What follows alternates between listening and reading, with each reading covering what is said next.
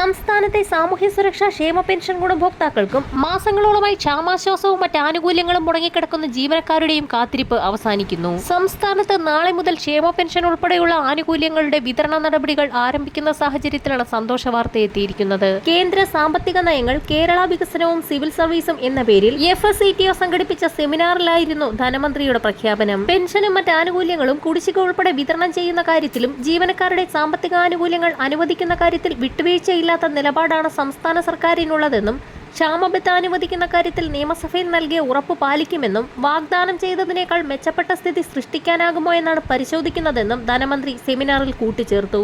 Pension ഗുണഭോക്താക്കളിൽ തന്നെ ഇന്ദിരാഗാന്ധി ദേശീയ വാർദ്ധക്യകാല pension, വിധവാ pension, ഭിന്നശേഷി പെൻഷനുകൾ കൈപ്പറ്റുന്ന 8 ലക്ഷത്തോളം വരുന്ന പെൻഷൻ ഗുണഭോക്താക്കൾക്ക് കേന്ദ്രവിഹിതം കൂടിച്ചേർത്ത് പെൻഷൻ തുക എത്തിച്ചേരുന്ന സാഹചര്യത്തിൽ ഗുണഭോക്താക്കൾ പെൻഷൻ എത്തിച്ചേരുന്ന അക്കൗണ്ടുകൾ ആധാർ അധിഷ്ഠിതമാണോ എന്നുള്ള കാര്യം ചെക്ക് ചെയ്യേണ്ടതാണ്. ബാങ്ക് അക്കൗണ്ട് നമ്പറുകൾ നൽകിയിട്ടുള്ള 27 ലക്ഷത്തോളം വരുന്ന ആളുകൾക്ക് ബാങ്ക് അക്കൗണ്ടുകളിലേക്ക് തന്നെ തുക എത്തിച്ചേരും. എന്നാൽ കേന്ദ്രവിഹിതം ലഭിക്കുന്നതിനായി സഹകരണ സംഘം ഉദ്യോഗസ്ഥർ വഴി പെൻഷൻ തുക സ്വീകരിക്കുന്ന ഗുണഭോക്താക്കളും ബാങ്ക് അക്കൗണ്ടുകൾ എടുക്കാത്ത പക്ഷം ഇവർക്ക് തുക ലഭിക്കുന്നതല്ല എന്നുള്ള കേന്ദ്ര നിർദ്ദേശവും എത്തിയിട്ടുണ്ട്. കേന്ദ്രവിഹിതം സ്ഥിരമായി മുടങ്ങുന്നതിനുള്ള കാരണവും ഇതുതന്നെയാണ്. പ്രവാസി ക്ഷേമനിധിയിൽ അംഗത്വമെടുത്തിട്ടുള്ള എല്ലാ പ്രവാസികളും മൊബൈൽ നമ്പർ ജനുവരി 31-നകം അപ്ഡേറ്റ് ചെയ്യണമെന്ന് അധികൃതർ ഒരു തീയതി അറിയിപ്പ് കൂടി ഇപ്പോൾ നൽകിയിരിക്കുകയാണ്.